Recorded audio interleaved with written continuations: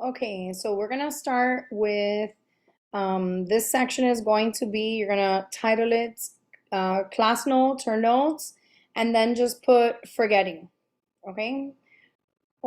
Yeah, forgetting is fine, okay? So, first little subtopic in this section, I want you to write memory construction. Memory construction, which is basically the way that, so under here, I want you to write down that um, once we construct information, our memories, we're going to alter them. So when we're retrieving this information, our memories are not always accurate. Okay? So what they've learned is that no recall of any of our memories is 100% facts. Okay? That we tend to alter our memories um, with past experiences, okay, as well as the way that we store it, right? When we're constructing this memory, we're going to store it in a way that is not perfect, right? Because let's say, for example, we see an event happening in the cafeteria, right? Somebody gets in a fight. And if you're going, you're going to process that information, but you cannot, your senses really cannot process every little thing that's happening in our world. So what the brain does is that it fills it in, okay, and make sure to write this down. Your brain is the one that kind of fills it in with previous experiences or previous memories, and then kinds of stores it like that. So then when we recall it, it's not always 100% accurate, okay? And that has been proven many times when it comes to our memory. And one of the things that affects our memory construction is what's called the misinformation effect. So misinformation effect is basically that any type of like misleading information can affect the way that we create our memory. Okay. So if somebody's saying, like, oh my God, did you see that huge fight in the cafeteria? And even though it was like maybe not even a fight, that they were just discussing, all of a sudden your brain, because of this misinformation, is going to construct the memory, it's going to alter that memory. Okay. And the way that they learned this is there was actually a study, and her name is Elizabeth Loftus. And I'll write it down here so you can write it down. Elizabeth Loftus. And she's basically actually really well known for what's called false memories. Okay. And so Elizabeth Loftus, definitely a person you need to know, and she's actually worked a lot with the court system, and she's one of the ones that has really advocated that eyewitness testimony is something that is not 100% accurate, right? That people can, their memories can be what's this called? Like altered by just even some information.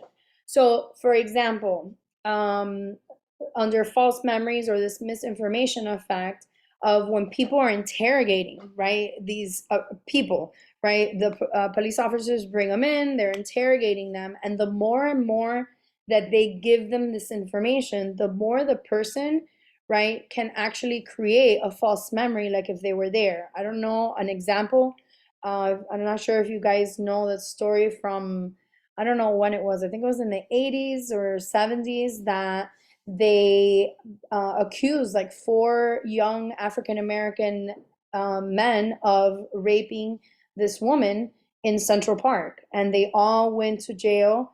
They all got accused of it. But they were interrogated for hours and hours, and then little by little they started, like, with this misinformation, they started believing, like, yeah, that they actually had done it, when come to find out years later with DNA that these kids had nothing to do with it, and then they were finally let free. But a lot of people are like, but why did they confess then if that's not the truth? Well, the reality is that the more you try to you speak to somebody, that you can actually create a false memory. And so this Elizabeth Loftus is a big advocate for that. And she did this research on the car crash, right? Like that's her study. And she showed them the picture, right, of the actual accident. And then when they told them, she changed the question of how fast were their cars going when they smashed into each other. Then all of a sudden, the eyewitnesses, they started to change, right, their memories, and then created something like this, like it was a catastrophic, accident. So that's that misinformation effect. Okay, now there's this thing about, now we're gonna go into forgetting. Okay, and actually gonna come back to the 7 sins of memory.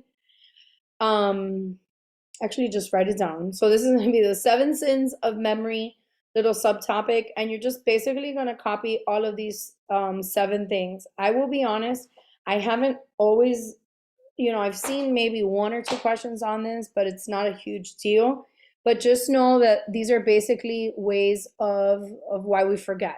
So first one is transience, right? It's a loss of memory over time because we don't use, you lose it, or whatever, that use it or lose it. The absent-mindedness, right? The breakdown of this attention and memory. Blocking, which is that thwarted search for information to retrieve, I can't get it. There's bias, there's misattribution, suggestibility, and then persistence. So make sure to write these down. You could use these words here, these definitions there. You want to make it your own, totally fine too. And it was by Daniel Schachter. Okay, so make sure you have that.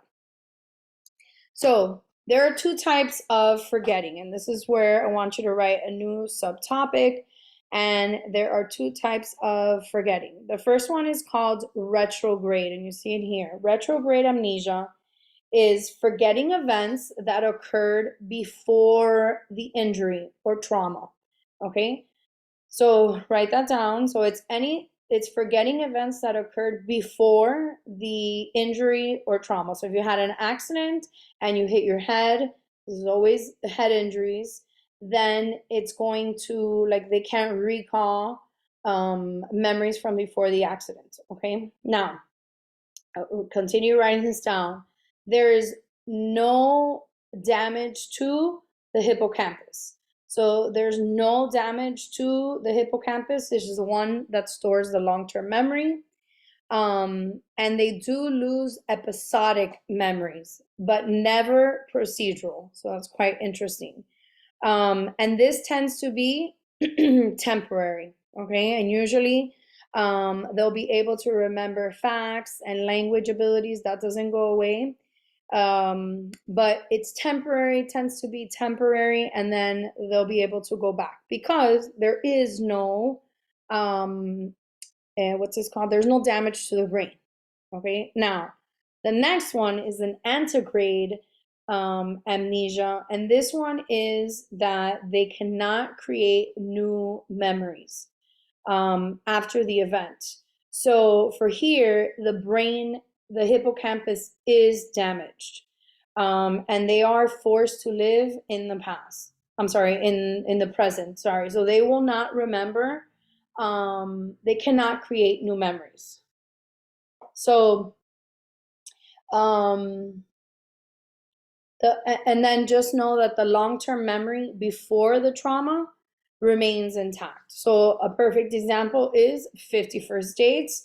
If you haven't seen the movie, very cute movie, in which Drew Barrymore is, she has an accident and she cannot create new memories. So she literally is like living day to day, and it's like if it was before the accident. So what she remembers of the day before was before the accident, but it's been years of her accident. And so, yeah, she's basically living in the present and can't form any new memories. Okay, and then Dory is another one that has no, she's got a couple other things, but you can't say she has the antegrade amnesia because she cannot keep things in new information in long-term memory. Okay, and okay, and the last thing I want to talk about is kind of like the failures and interferences we have with trying to recall our memory.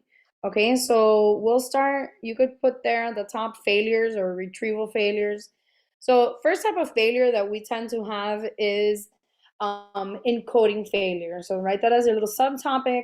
And encoding failure is basically any type of memory that that does not go into long-term memory, right? So it's memory that when we encoded it, right? We encoded it, we gave it some type of meaning, or we just were like on rehearsal and repeating.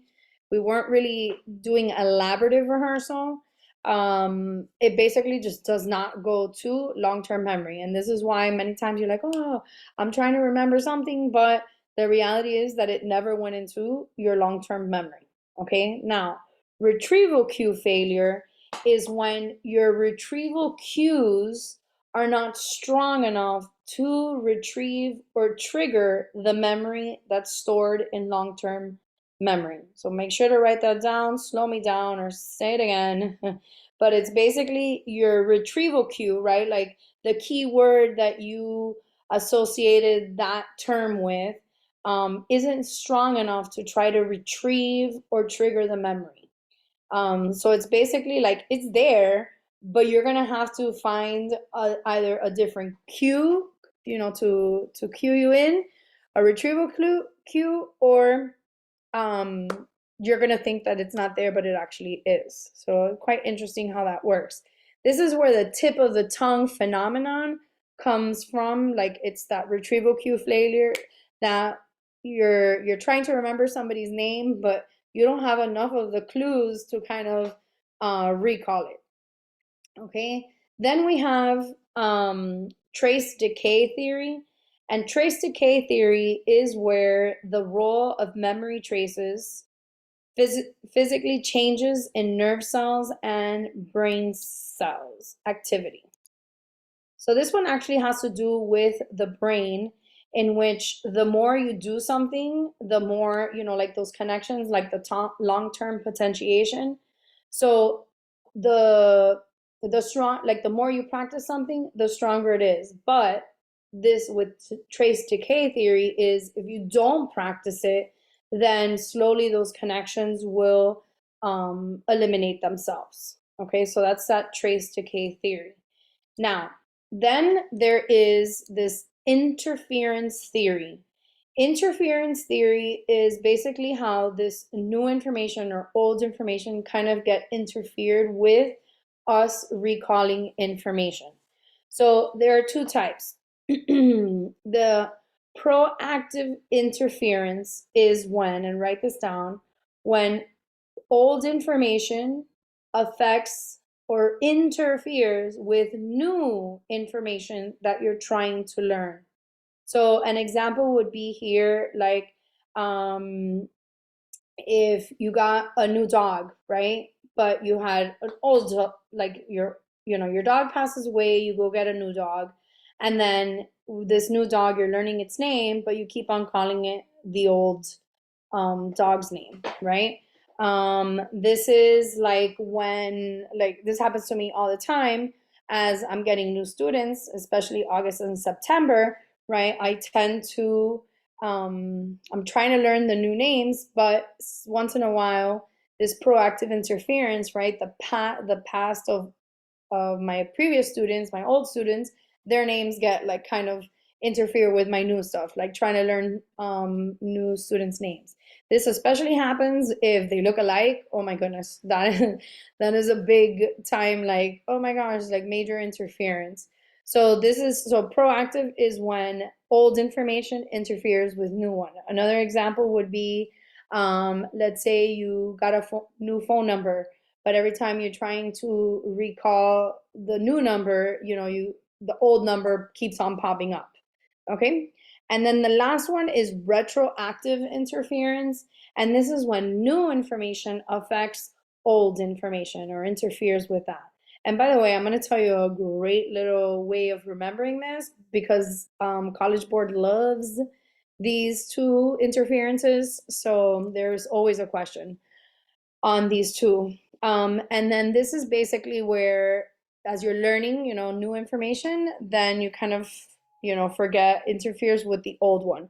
So, for example, for me, as I get to know you guys and all your names, then when I see old students, then I'm like, I use the new names to, it confuses me. I'm like, wait a minute. It takes me a moment to kind of remember the names from that, especially if you guys look alike. Oh my goodness, it becomes a bit of a problem.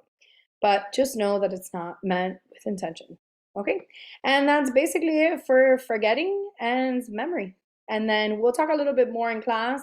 I'll add a couple things, some examples. We're definitely going to talk about a lot of these things, give more examples, things that you guys can discuss and talk. So it'll be awesome. We're going to do a lot of activities as well. So I look forward to seeing you guys. Bye. Stop.